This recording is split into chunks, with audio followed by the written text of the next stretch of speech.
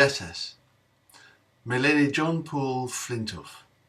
Λυπάμαι που δεν μιλάω ελληνικά. I'm a writer in London and I teach at the School of Life, where we follow the ancient Greek tradition of encouraging people to use philosophy to lead a better life. And as one of the teachers at the School of Life, I've just written a book. It's called Πώς να αλλάξουμε τον κόσμο.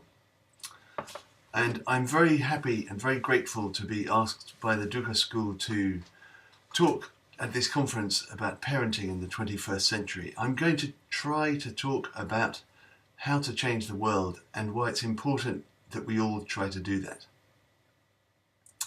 We all want the world to be a better place. Sometimes we dream that it could be much nicer than it already is, and we want to make that dream into a reality. Other times we see something in the world around us that makes us feel unhappy, and we wish we could change that, but in both cases we sometimes feel that it's impossible for us alone to do anything about this, and so we don't even try. And that's a real shame, because we can and we do and we will change the world. Everything that we do has an effect on the world around us. Every little thing that we do and don't do.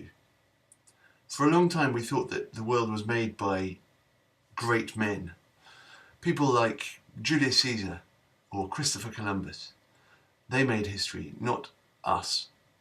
But now we know that everything that you do makes a difference. And it's easy to understand that if you think about an election.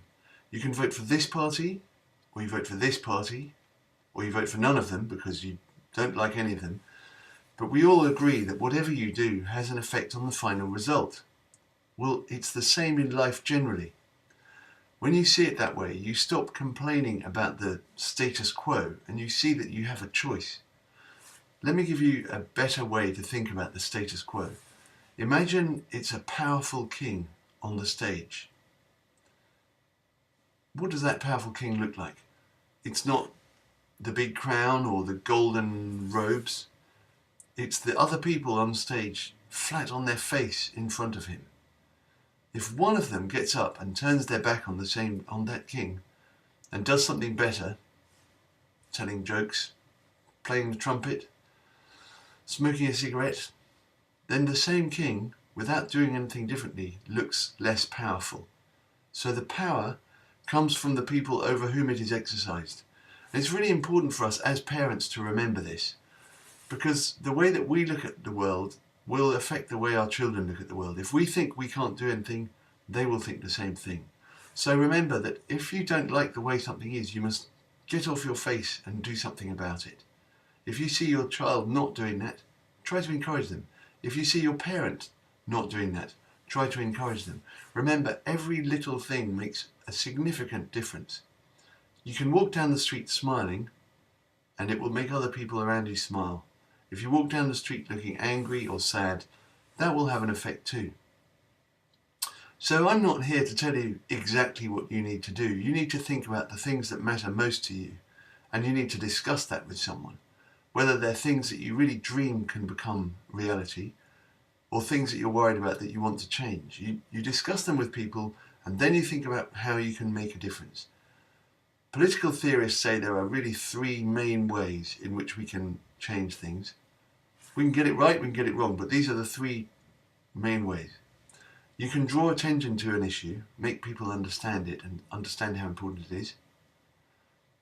You can refuse to have anything to do with the system or the situation that you don't like anymore. And you can build a better alternative.